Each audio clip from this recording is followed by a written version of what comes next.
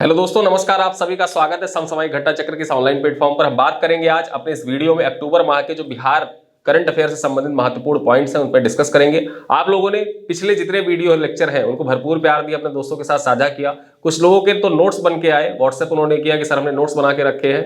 कुछ लोग स्क्रीनशॉट ले लेते हैं वीडियो क्लासेस की। बहुत अच्छा कर रहे हैं आप लोग, अपने दोस्तों के साथ साझा करिएगा, पढ़ाई करते रहिए, ठीक है। और साथ साथ में लाइक और कमेंट भी करते रहिए। वीडियो में जब आप वीडियो देख रहे हैं, कमेंट में कुछ नहीं लिख पा रहे हैं तो हार्ट ही बना के जाइएगा, लेकिन लिख के जरूर जाइएगा कुछ ना कुछ। अक्टूबर 2024 बिहार करंट अफेयर के बारे में आज हम लोग चर्चा करेंगे, जो महत्वपूर्ण पॉइंट है। और लगभग ये सीरीज जो है हमारी वो कंप्लीट होने की कगार पर है। मैंने आपसे कहा था कि आपके परीक्षा के पहले ये सीरीज कंप्लीट हो जाएगी, ठीक है। तो लगभग ये सीरीज कंप्लीट होने की कगार पर है। जैसे ही नवंबर माह एंड होता है तो नवंबर माह का भी एक वीडियो हम आपके बीच में लेकर आएंगे और उसी के साथ हमारा लगभग पूरा कंप्लीट हो जाएगा जो बिहार करंट अफेयर है वो, ठीक है। चलिए स्टार्ट करते हैं।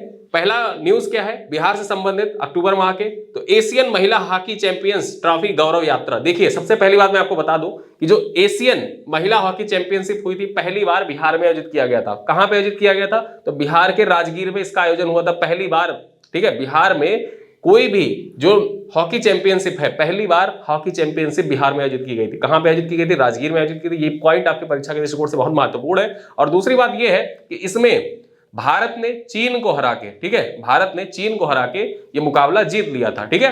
तो यहाँ पे जो से संबंधित पॉइंट है वो मैंने आपको पहले बता दी। और इससे रिलेटेड 2 मिनट करंट न्यूज में मैंने एक वीडियो ऑलरेडी बनाया हुआ है, आप चाहे तो जाके उसमें देख सकते हैं। पूरी डिटेल में उसकी जानकारी दी गई है एशियन महिला हॉकी चैंपियनशिप के बारे में। आइए यहाँ पे चर्चा करते हैं। महत्वपूर्ण पॉइंट क्या है, गौरव यात्रा के बारे में जान लेते हैं। तो 14 अक्टूबर को, कब? 14 अक्टूबर को माननीय मुख्यमंत्री नीतीश कुमार द्वारा एशियन महिला हॉकी चैंपियंस ट्रॉफी गौरव यात्रा का शुभारंभ किया गया, ठीक है। इसके लिए गौरव यात्रा निकाली गई।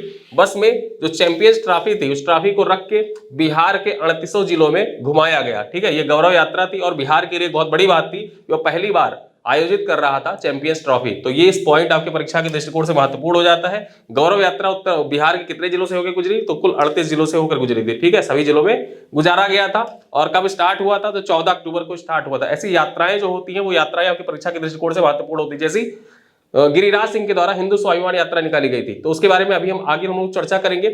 कब उसके जो डेट होती है ना, डेट भी महत्वपूर्ण होती है और कितने जिलों से होकर गुजरी ये भी इंपॉर्टेंट होता है। तो याद रखिएगा 38 जिलों से होकर गुजरी थी, 14 अक्टूबर को निकाली गई थी एशियन महिला हॉकी चैंपियंस ट्रॉफी गौरव यात्रा, ठीक है। तो आइए अगले पॉइंट पे चलते हैं। अगली खबर क्या है? बिहार का पहला ड्राई पोर्ट। ड्राई पोर्ट के बारे में मैंने चर्चा कर ली है पहले भी, ठीक है। जो सबसे पहला वीडियो आया था वहीं पे मैंने ड्राई पोर्ट के बारे में चर्चा की थी। लेकिन आइए कुछ और चीजें जानते हैं। तो बिहार का पहला ड्राई पोर्ट और इनलैंड कंटेनर डिपो, इसके बारे में जान लेते हैं। तो बिहार के पहले ड्राई पोर्ट और इनलैंड कंटेनर डिपो का उद्घाटन बिहार के उद्योग मंत्री नीतीश मिश्रा, क्या नाम है? नीतीश मिश्रा इनका नाम है, बिहार के उद्योग मंत्री हैं, इनके द्वारा बिहटा में किया गया। पटना के बिहटा में बिहार का पहला, ठीक है, बिहार का पहला ड्राई पोर्ट का उद्घाटन किया गया। किसके द्वारा? नीतीश मिश्रा के द्वारा किया गया। एग्जाम में पूछ लेगा किसके द्वारा किया गया था। नीतीश कुमार भी दे रखेगा, नीतीश मिश्रा भी नाम दे रखेगा। तो याद रखना नीतीश मिश्रा जो उद्योग मंत्री हैं बिहार के, उनके द्वारा किया गया। ड्राई पोर्ट एक अंतरदेशीय टर्मिनल है जो सड़क और रेल द्वारा किसी बंदरगाह से जुड़ा होता है और अंतरदेशीय गंतव्यों के लिए समुद्री माल के परिवहन के लिए एक केंद्र के रूप में कार्य करता है। मतलब होता क्या है, ये अंतरदेशीय टर्मिनल के रूप में होता है। ये नदी या जो जलमार्ग होता है, जलमार्ग के द्वारा बंदरगाह से या तो डायरेक्टली जुड़ा होगा या तो रेलवे के माध्यम से, ठीक है, रेलवे के माध्यम से या अन्य माध्यमों से बंदरगाहों से जुड़ा होता है, ठीक। और यहां से होता क्या है कि जो अंतरदेशीय टर्मिनल होता है, यहां से सामान उठा के बंदरगाह तक पहुंचाए जाते हैं और बंदरगाह से दूसरे देशों तक निर्यात किया जाता है, ठीक है। तो ये पॉइंट आपकी परीक्षा के दृष्टिकोण से महत्वपूर्ण है, जाने रहिए कि जो ड्राई पोर्ट का मतलब क्या होता है। ड्राई पोर्ट का मतलब मैंने आपको समझा दिया, ठीक है। आगे देखें, ड्राई पोर्ट भंडारण, समेकन डिपो और सीमा शुल्क अनापत्ति जैसी सेवाएं प्रदान करता है, ठीक है। यहाँ पे भंडारण आप कर सकते हैं, समेकन डिपो की तरह ये कार्य करता है, ठीक है। तो यहाँ पे हमने बात कर लिया बिहार के पहले ड्राई पोर्ट के बारे में तथा इनलैंड कंटेनर डिपो के बारे में। आगे देखें, अगली खबर क्या है?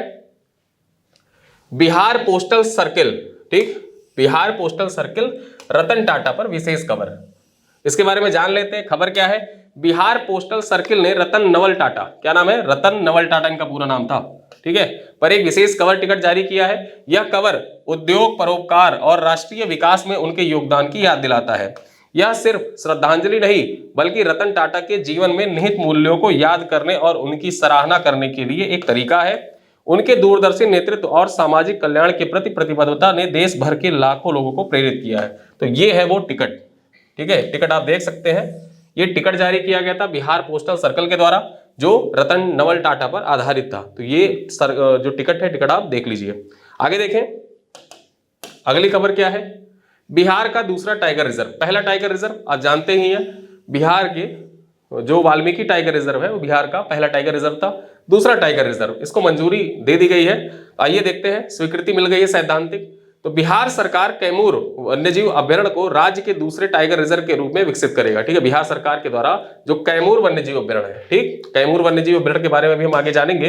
तो यहाँ पे देखिए, जो कैमूर वन्यजीव अभ्यारण्य है वो बिहार का दूसरा टाइगर रिजर्व होगा, केंद्र सरकार की स्वीकृति, इसके बारे में जान लेते हैं। तो राष्ट्रीय बाघ संरक्षण प्राधिकरण एनटीसीए ने अपनी 12वीं तकनीकी समिति की बैठक में कैमूर वन्यजीव अभ्यारण्य के दूसरे टाइगर रिजर्व के रूप में विकसित करने की सैद्धांतिक स्वीकृति दे दी है। ठीक है, तो जो 12वां तकनीकी कॉन्फ्रेंस उनका हुआ था एनटीसीए का, उसके दौरान जो कैमूर वन्यजीव अभ्यारण्य है ये बिहार के दूसरे टाइगर रिजर्व के रूप में विकसित करने की सैद्धांतिक स्वीकृति प्रदान कर दी गई थी। अब कैमूर वन्यजीव अभ्यारण्य के बारे में कुछ चीजें जान लेते हैं।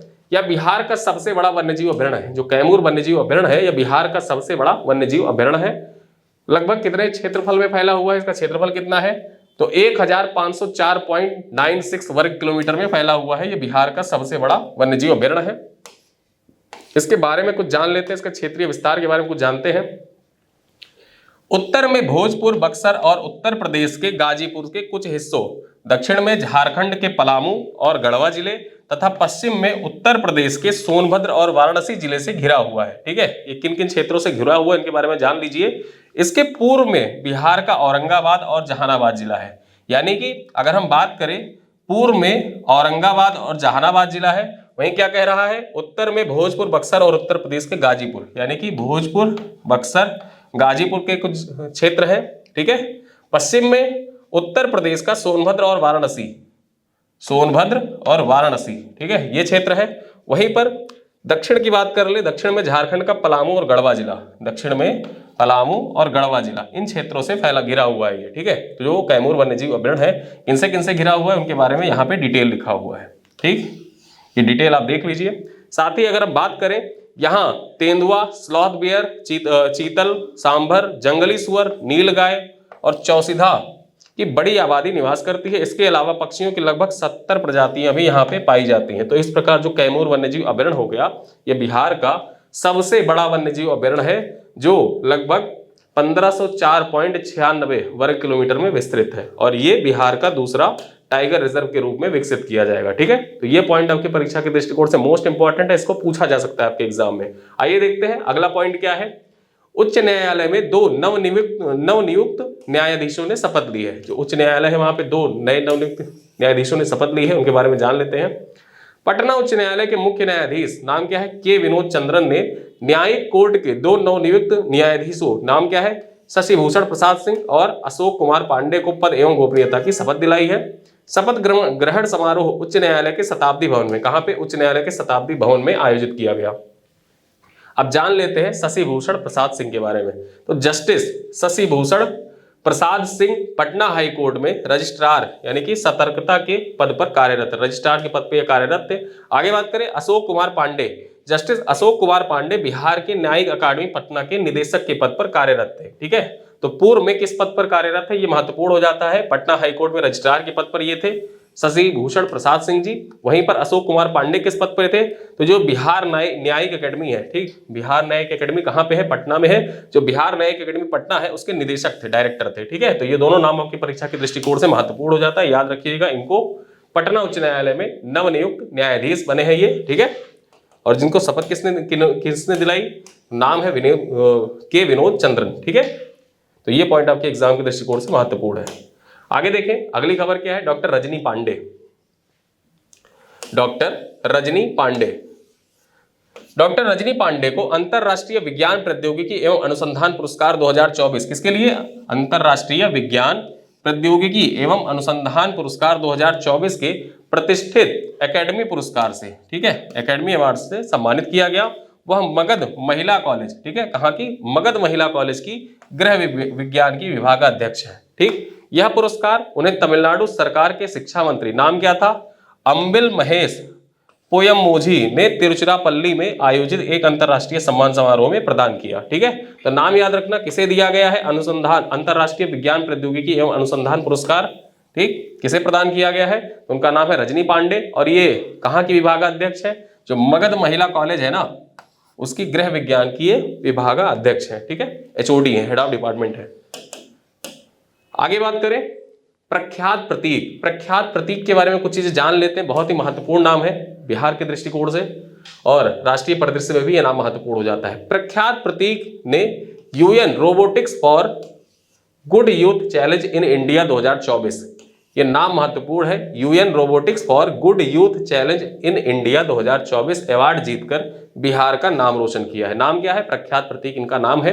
उन्होंने यह अवार्ड नई दिल्ली में भारत मंडपम में आयोजित, ठीक, इंटरनेशनल टेलीकम्युनिकेशन यूनियन, ठीक, ये अवार्ड किसके द्वारा दिया गया है, तो आप जाने रहिए, जो इंटरनेशनल टेलीकम्युनिकेशन यूनियन यानी कि ITU के भारत प्रमुख, इंडिया हेड जो है, उन्होंने ये अवार्ड प्रदान किया। इस बार जो आयोजित हुआ था UN robotics for good youth challenge in India 2024 किस थीम पर आधारित था, तो आपदा प्रबंधन की थीम पर आयोजित किया गया था। ठीक है, ये थीम याद रखना कि जो UN रोबोटिक्स, यहाँ पे मैं पेन चेंज कर दूं तो आपको अच्छे से समझ में आएगा।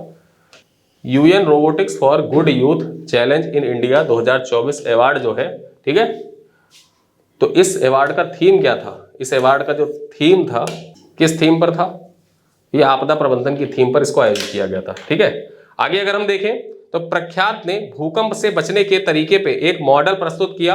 वे अगले वर्ष स्विट्जरलैंड के जेनेवा में संयुक्त राष्ट्र द्वारा आयोजित UN robotics for good youth challenge में भारत का प्रतिनिधित्व करेंगे। तो प्रख्यात प्रतीक जो है वो अगले वर्ष स्विट्जरलैंड में आयोजित होने वाले UN robotics for good youth challenge में भारत का प्रतिनिधित्व भी करेंगे।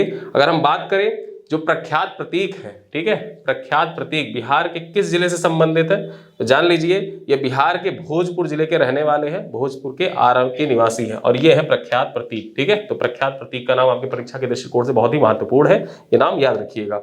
आगे देखें अगली खबर कौन सी है, बिहार का कार्बन उत्सर्जन, बिहार का कार्बन उत्सर्जन, ये पॉइंट आपके परीक्षा के दृष्टिकोण से महत्वपूर्ण है। भारत 2070 में नेट जीरो कार्बन का लक्ष्य भारत ने रखा है, उसी प्रकार बिहार ने भी 2070 में नेट जीरो कार्बन का लक्ष्य निर्धारित किया। तो आइए जान लेते हैं, कुछ चीजें जान लेते हैं। यहाँ पे नेट जीरो कार्बन का लक्ष्य तो निर्धारित कर दिया गया, लेकिन कुछ अनुमान भी व्यक्त किए गए हैं, उनके बारे में जानते हैं।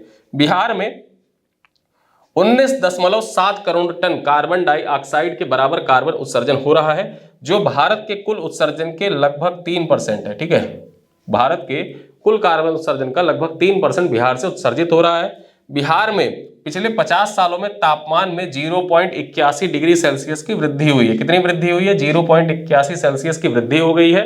ठीक है, डिग्री सेल्सियस की अनुमान है, अनुमान के अनुसार बताया जा रहा है कि 2030 तक तापमान में 0.8 से 1.35 डिग्री सेल्सियस और 2050 तक 1.4 से 1.71 डिग्री सेल्सियस तथा 2070 तक, जहां नेट जीरो कार्बन की बात की जा रही है वहीं पर देखें तो 2070 तक 1.81 से 2.5 डिग्री सेल्सियस तक तापमान में वृद्धि हो जाएगी बिहार में। ठीक है, ऐसा अनुमान व्यक्त किया गया है।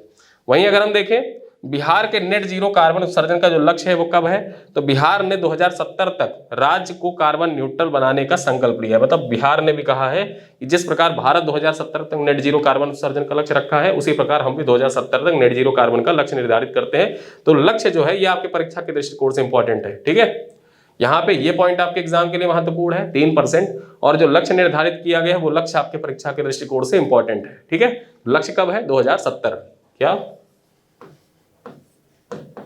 2070। ठीक है, आइए अगले पॉइंट पे चलते हैं। मुख्यमंत्री वाहन चालक कल्याण योजना 2024, मुख्यमंत्री वाहन चालक कल्याण योजना 2024, इसके बारे में जान लेते हैं। बिहार कैबिनेट ने मुख्यमंत्री वाहन चालक कल्याण योजना 2024 के शुभारंभ के बारे में राज्य परिवहन विभाग के प्रस्तावों को मंजूरी दे दी है। ठीक है, योजना का उद्देश्य क्या है, तो वाणिज्यिक वाहन चालकों को कल्याण करना, वाणिज्यिक वाहन जो चलाने वाले हैं उनका कल्याण करना, जो बिहार के मूल निवासी हैं और राज्य में ड्राइविंग लाइसेंस प्राप्त कर चुके हैं, ऐसे लोगों को प्रशिक्षित किया जाएगा मुख्यमंत्री वाहन चालक कल्याण योजना के तहत। इसके साथ ही साथ क्या होगा, उनको बीमा सुविधाएं भी प्रदान की जाएंगी, उनकी मेडिकल जांच सुविधाएं भी प्रदान की जाएंगी। सभी लाइसेंस धारकों को, जितने भी लाइसेंस धारक हैं जो वाणिज्यिक वाहन चलाते हैं, उनको पर्सनल ट्रेनिंग भी प्रदान की जाएगी मुख्यमंत्री वाहन चालक कल्याण योजना 2024 के अंतर्गत। ठीक है, आगे देखें, अगला है राज्य स्वास्थ्य समिति की समीक्षा। इसके बारे में जान लेते हैं, एग्जाम के लिए महत्वपूर्ण है। जो स्वास्थ्य समिति है उसकी जो समीक्षा है वो आपके एग्जाम के लिए महत्वपूर्ण है, एग्जाम के लिए पूछा जा सकता है कौन सा जिला अव्वल है उससे संबंधित क्वेश्चन। तो बिहार के जिला अस्पतालों में उपलब्ध ऑनलाइन सुविधा प्रदान करने में उत्तर बिहार के जिलों ने बेहतर प्रदर्शन किया है। मतलब कहा जा रहा है कि उत्तरी बिहार के जो जिले हैं वो बेहतर प्रदर्शन कर रहे हैं। ठीक है, आगे देखें तो जिला अस्पतालों में किशनगंज, कौन कौन से जिले, किशनगंज, कटिहार और सुपौल शीर्ष पर है। जिला अस्पताल किशनगंज, जिला अस्पताल किशनगंज है वो 98.9% यानी कि 98.9% अंकों के साथ पहले स्थान पर है। ठीक है, बेहतर प्रदर्शन करने के मामले में अगर जो देखें ऑनलाइन सुविधाएं प्रदान करने में, ठीक, ऑनलाइन सुविधा प्रदान करने में जो किशनगंज का जिला अस्पताल है वो 9.8% के साथ शीर्ष स्थान पर है। दूसरे स्थान पर कटिहार 98.7% के साथ और तीसरे स्थान पर सुपौल 97.5% के साथ है। ठीक है, वहीं अगर हम देखें ऑनलाइन सुविधाओं के प्रदर्शन में हाजीपुर, भोजपुर और नवादा सबसे कम अंक मिले हैं। हाजीपुर को, भोजपुर को और नवादा को सबसे कम अंक प्रदान किए गए हैं, सबसे कम अंक मिले हैं ऑनलाइन सुविधाएं प्रदान करने में। तो एग्जाम में आपसे पूछे राज्य स्वास्थ्य समिति की समीक्षा के अनुसार ऑनलाइन सुविधाएं प्रदान करने में बिहार में शीर्ष जिला कौन सा है। ठीक है, और अस्पतालों में ऑनलाइन सुविधाएं प्रदान करने में शीर्ष जिला कौन सा है, तो टिक करके आइएगा। किशनगंज शीर्ष पर है, दूसरे स्थान पर कटिहार है, तीसरे स्थान पर सुपौल है। अगर पूछे सबसे निचले पायदान पर कौन है, तो सबसे निचले पायदान पे हाजीपुर है, उसके बाद भोजपुर है और नवादा है। ठीक है, सबसे अंतिम स्थान हाजीपुर का है, उससे ऊपर अगर जो देखे तो भोजपुर का और नवादा का थर्ड लास्ट है। ठीक है, आगे बात करें अत्याधुनिक gen next lab, gen next lab के बारे में जान लेते हैं। इससे संबंधित जो महत्वपूर्ण पॉइंट है उनको चर्चा करते हैं जेन नेक्स्ट लैब से। तो विपाड गया में देश के पहले अत्याधुनिक जेन नेक्स्ट लैब के नीति आयोग के सीईओ वी.आर. सुब्रमण्यम के द्वारा उद्घाटन किया गया है। इस लैब में शिक्षा, स्वास्थ्य, कृषि समेत अन्य जानकारी डाटा के रूप में रहेंगी। 412 तरह के इंडिकेटर इस लैब की प्रयोगशाला में लगाए गए हैं। यह लैब प्रशासनिक अधिकारियों को अत्याधुनिक डेटा के साथ एआई आधारित उपकरणों से सुसज्जित वातावरण मुहैया कराएगा। इसी दौरान बिहार और त्रिपुरा के बीच में प्रशासनिक प्रशिक्षण को मजबूत करने के लिए त्रिपुरा प्रशासनिक प्रशिक्षण अकादमी के साथ एमओयू पर हस्ताक्षर किया गया। मतलब एग्जाम में आपसे ये पॉइंट अलग से भी पूछ सकता है। ये वाला जो पॉइंट है ना, इसमें लिखा है कि बिहार और त्रिपुरा के बीच में प्रशासनिक प्रशिक्षण को मजबूत करने के लिए त्रिपुरा प्रशासनिक प्रशिक्षण अकादमी के साथ एमओयू पर बिहार के द्वारा हस्ताक्षर किया गया है। तो एग्जाम में ऐसे पूछे कि प्रशासनिक प्रशिक्षण को मजबूती प्रदान करने के लिए बिहार ने किस राज्य के साथ एमओयू पर हस्ताक्षर किया है, तो आप टिक करके आइएगा त्रिपुरा के साथ हस्ताक्षर किया है। ठीक है, त्रिपुरा के साथ प्रशासनिक प्रशिक्षण अकादमी, त्रिपुरा की जो प्रशासनिक प्रशिक्षण अकादमी है उसके साथ बिहार सरकार ने जो प्रशासनिक प्रशिक्षण है उसको मजबूती प्रदान करने के लिए समझौते ज्ञापन पर हस्ताक्षर किया है। आगे देखें, मेरा प्रखंड मेरा गौरव प्रतियोगिता, एक प्रतियोगिता है मेरा प्रखंड मेरा गौरव प्रतियोगिता। किस लिए आयोजित की जाती है इसके बारे में जान लेते हैं कुछ चीजें। तो बिहार सरकार के पर्यटन विभाग, किसके द्वारा, पर्यटन विभाग के द्वारा मेरा पर्यटन मेरा गौरव प्रतियोगिता आयोजित किया जाता है। इस प्रतियोगिता का मकसद क्या है, जिले के उन पर्यटन स्थलों की पहचान करना जो अब तक पर्यटकों की नजर से दूर रहे हैं। ऐसे क्षेत्रों की जो ब्लॉक स्तर पर, प्रखंड का मतलब जैसे आप जानते हैं, तो जिले के ऐसे क्षेत्रों की पहचान करना जो अभी तक पर्यटकों के नजरों से ओझल है। ठीक है, वहां की क्या पेंटिंग आप बनाइए, ठीक है, फोटो खींचिए, वीडियो बनाइए, अपलोड कीजिए। तो ऐसी प्रतियोगिता आयोजित की गई, किसके द्वारा, जो बिहार का पर्यटन विभाग है उसके द्वारा आयोजित की गई। ठीक है, इस प्रतियोगिता में आम लोगों की भागीदारी सुनिश्चित करने के लिए फोटो और वीडियो प्रतियोगिता भी आयोजित की जाती है। ठीक है, तो यहाँ पे ये पॉइंट आपके परीक्षा के दृष्टिकोण से महत्वपूर्ण है। जो मेरा प्रखंड मेरा गौरव प्रतियोगिता है निम्नलिखित में से किससे संबंधित है, जो पर्यटन क्षेत्रों के विकास से संबंधित है। सबसे महत्वपूर्ण पॉइंट यही है। और इसमें क्या होगा, यहाँ पे आप जाइए, मतलब पेंटिंग करिए, फोटो खींचिए, वीडियो बनाइए, अपलोड करिए, पर्यटन विभाग। और उसका मकसद क्या है, ऐसे क्षेत्र जो अभी तक पर्यटन के क्षेत्र से ओझल है उनको मुख्य धारा से जोड़ा जाएगा। स्वच्छता ही सेवा 2024, ठीक, स्वच्छता ही सेवा 2024, इसके बारे में जान लेते हैं।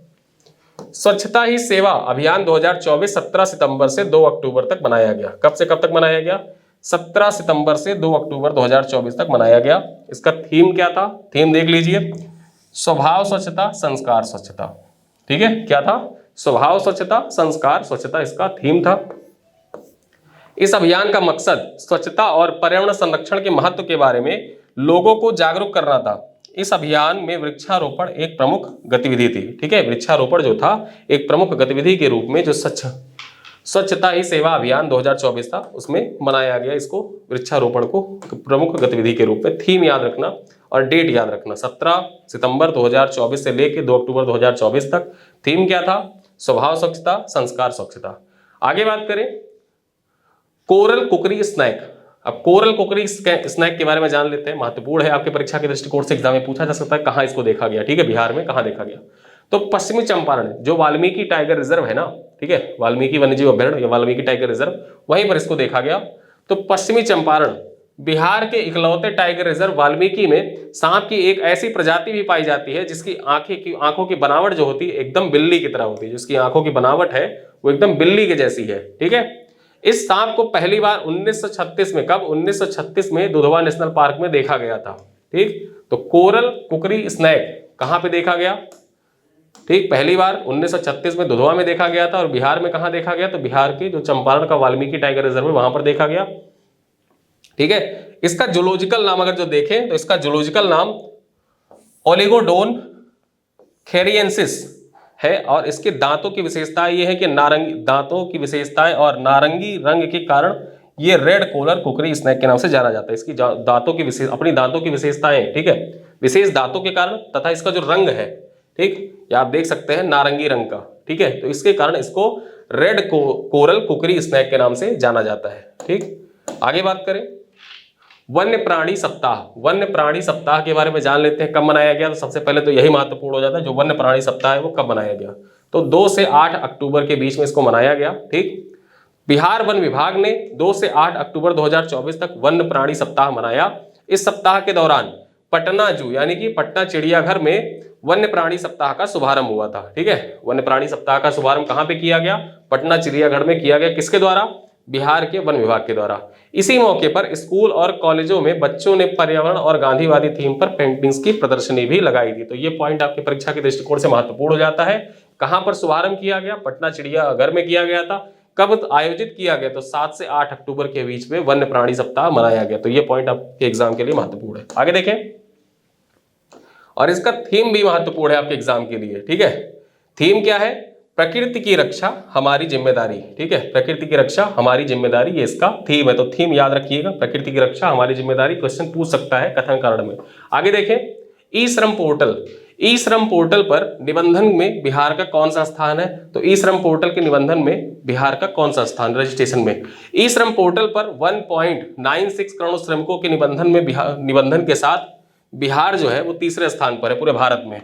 देश में 38,37,44,000 असंगठित क्षेत्र के निबंधन का लक्ष्य रखा गया, रजिस्ट्रेशन का लक्ष्य रखा गया है। अब तक उत्तर प्रदेश सबसे अधिक 7.38 करोड़ श्रमिकों के निबंधन कर देश भर में पहले स्थान पर है, जबकि दूसरा स्थान किसका है? तो बंगाल का है। ठीक है, पश्चिम बंगाल का दूसरा स्थान है और तीसरा स्थान बिहार का है। पहले स्थान पर कौन है? उत्तर प्रदेश है। ई श्रम पोर्टल पर जो श्रमिक हैं, असंगठित क्षेत्र के जो श्रमिक हैं, उनके निबंधन में बिहार का तीसरा स्थान है पूरे भारत में। पहले स्थान पर यूपी, दूसरे स्थान पर वेस्ट बंगाल। आगे बात करें कॉमेडी महोत्सव। कला संस्कृति और युवा विभाग द्वारा पटना सिटी में 16 अक्टूबर को कॉमेडी महोत्सव मनाया गया। कहां पे मनाया गया? जो पटना सिटी है वहां पर 16 अक्टूबर को कॉमेडी महोत्सव का आयोजन किया गया। उद्घाटन बिहार के राज्यपाल के द्वारा किया गया। ठीक, राजेंद्र विश्वनाथ अर्लेकर के द्वारा इसका उद्घाटन किया गया। कॉमेडी महोत्सव का कहां पर आयोजित किया गया था? पटना सिटी में इसका आयोजन किया गया था। तो ये पॉइंट आपकी परीक्षा के दृष्टिकोण से इंपॉर्टेंट है। आगे देखें, अगली खबर है सेंटर ऑफ एक्सीलेंस तथा टाटा टेक एंड वर्कशॉप। इससे संबंधित जो तथ्य उनको देख लेते हैं। तो मुख्यमंत्री नीतीश कुमार द्वारा 16 अक्टूबर को कटिहार स्थित राजकीय महिला औद्योगिक प्रशिक्षण संस्थान, जो राजकीय महिला औद्योगिक प्रशिक्षण संस्थान कटिहार का है, ठीक है, यहां पर सेंटर ऑफ एक्सीलेंस तथा टाटा टेक एंड वर्कशॉप का उद्घाटन किया गया। ठीक, आपके परीक्षा में पूछे कि सेंटर ऑफ एक्सीलेंस तथा टाटा टेक एंड वर्कशॉप का उद्घाटन किसके द्वारा किया गया? नीतीश कुमार के द्वारा किया गया। कहां किया गया? कटिहार में किया गया। कब किया गया? 16 अक्टूबर 2024 को किया गया। ठीक है, आगे देखें हिंदू स्वाभिमान यात्रा। जैसे मैंने बताया था चैंपियंस ट्रॉफी की गौरव यात्रा, उसी की तरह हिंदू स्वाभिमान यात्रा आपके एग्जाम के लिए महत्वपूर्ण है। आइए देखते हैं। हिंदू स्वाभिमान यात्रा बिहार के सीमांचल क्षेत्रों में निकाली गई थी। ठीक है, गिरिराज सिंह के द्वारा शुरू की गई थी। ये है गिरिराज सिंह, इन्हीं के द्वारा स्टार्ट किया गया था। 18 अक्टूबर को भागलपुर से ये शुरू होकर ये यात्रा कटिहार, पूर्णिया, अररिया होते हुए किशनगंज में समाप्त हुई थी। तो किन किन जिलों में गई थी ये आपके लिए महत्वपूर्ण है। कहां से? भागलपुर से शुरू हुई, किशनगंज में समाप्त हुई, लेकिन गई कहां कहां पर? कटिहार, पूर्णिया और अररिया, यानी कि टोटल 5 जिलों से होकर गुजरी थी। ठीक है, 5 जिले। और वो 5 जिले कौन से हैं? जो बिहार के सीमांचल क्षेत्र है वहां के 5 जिलों से ये होकर गुजरी थी। नाम क्या था इस यात्रा का? हिंदू स्वाभिमान यात्रा। भागलपुर, कटिहार, पूर्णिया, अररिया और किशनगंज में निकली थी ये यात्रा। आगे बात कर ले चंद्रगुप्त साहित्य महोत्सव। चंद्रगुप्त साहित्य महोत्सव ये कहां पर आयोजित हुआ? सबसे पहले महत्वपूर्ण यही है कि बिहार में चंद्रगुप्त साहित्य महोत्सव का आयोजन कहां पे किया गया? तो इसका उद्घाटन जो हुआ था बिहार के राज्यपाल राजेंद्र विश्वनाथ अर्लेकर के द्वारा किया गया था। कामेश्वर सिंह दरभंगा संस्कृत विश्वविद्यालय में 3 दिवसीय चंद्रगुप्त साहित्य महोत्सव का आयोजन किया गया था। कहां पे किया गया? जो कामेश्वर सिंह दरभंगा संस्कृत विश्वविद्यालय है वहां पर इसका आयोजन किया गया और ये 3 दिनों तक चला था। ठीक है, और इसका उद्घाटन किसने किया? तो बिहार के राज्यपाल राजेंद्र विश्वनाथ अर्लेकर के द्वारा इसका उद्घाटन किया गया था। आगे देखें डीएम की रैंकिंग। बिहार में जो जिलाधिकारी हैं उनकी रैंकिंग जारी की गई। ठीक है, तो देख लेते हैं उससे संबंधित जो तथ्य हैं, कौन कहां के डीएम अव्वल रहे और कहां के डीएम सबसे फिसड्डी रहे, तो उनके बारे में जान लेते हैं। बिहार के राजस्व एवं भूमि सुधार विभाग ने जारी की बिहार के जिलाधिकारियों की रैंकिंग। राजस्व विभाग ने योजनाओं के मॉनिटरिंग के आधार पर दिए गए जिलाधिकारियों को अंक। जो राजस्व विभाग में जो योजनाएं होती हैं उनकी जो योजनाओं की मॉनिटरिंग होती है उनके आधार पर जिलाधिकारियों को अंक प्रदान किया गया। बांका के डीएम अंशुल कुमार को रैंकिंग में नंबर 1, जो बांका के डीएम है नाम क्या है? अंशुल कुमार, इनको रैंकिंग में नंबर 1 पर रखा गया। वहीं अगर हम देखें तो 38वीं रैंक जो अररिया के डीएम है, क्या नाम है? अनिल कुमार। ठीक है, अनिल कुमार इनका नाम है, अररिया के डीएम है, इनको इस रैंकिंग में 38वें नंबर पे रखा गया। यानी कि जिलों में अगर जो देखा जाए तो सबसे पिछले मतलब सबसे निचला स्थान किसका रहा? उनका नाम रहा अनिल कुमार, उनका नाम सबसे 38वां स्थान इनका था रैंक में। और वहीं पे पहले पे कौन? अंशुल कुमार। ठीक है, ये बांका के डीएम है। तो कहां के डीएम है ये भी महत्वपूर्ण है। बांका के डीएम अंशुल कुमार को नंबर 1 पे रखा गया और अररिया के डीएम क्या नाम था? अनिल कुमार, इनको अंतिम स्थान पर रखा गया। ठीक है, अब आइए अपने लास्ट स्लाइड के बारे में चर्चा कर लेते हैं। खेल क्लब। बिहार में खेल संस्कृति के सर्वांगीण विकास के लिए राज्य के हर नगर पंचायत और ग्राम पंचायत में खेल क्लब खोला जाएगा। ठीक है, ऐसा करने वाला बिहार भारत का पहला राज्य बन जाएगा जो अपने हर नगर पंचायत और हर जो ग्राम पंचायत होती है वहां पर खेल क्लब की स्थापना करेगा। क्लब के सदस्यों की न्यूनतम आयु कितनी? 14 वर्ष और अधिकतम आयु 45 वर्ष होगी। प्रत्येक पंचायत में खेल क्लब की गतिविधियों को सुचारू रूप से संचालन हेतु शिक्षा विभाग द्वारा उस पंचायत के विद्यालय में एक कमरा आवंटित किया जाएगा। ठीक है, जो वहां का पंचायत होगा, पंचायत में एक कमरा आवंटित किया जाएगा खेल क्लब के लिए। तो ये ऐसा करने वाला खेल अपने हर नगर पंचायत और हर ग्राम पंचायत में खेल क्लब स्थापित करने वाला बिहार भारत का पहला राज्य बन जाएगा। ठीक है, तो इस वजह से खेल क्लब आपकी परीक्षा के दृष्टिकोण से महत्वपूर्ण है। अब आइए कुछ प्रश्नों पर चर्चा कर लेते हैं बिहार राज्य से संबंधित और इन्हीं स्लाइडों पर आधारित वो प्रश्न बताइएगा। पहला प्रश्न है निम्नलिखित कथनों पर विचार कीजिए। कथन क्या है? बिहार वन विभाग ने 2 से 8 अक्टूबर 2024 तक पटना चिड़ियाघर में वन्यजीव सप्ताह मनाया। ठीक है, इस वर्ष इस सप्ताह की जो थीम थी वो क्या थी? प्रकृति की रक्षा हमारी जिम्मेदारी थीम पर आयोजित किया गया था। यह थीम बता रहा है। ठीक है, कि इस वर्ष यह सप्ताह प्रकृति की रक्षा हमारी जिम्मेदारी थीम पर आयोजित किया गया। उपरोक्त कथनों में से कौन सा कथन गलत है? ठीक है, गलत कथन आपको बताना है।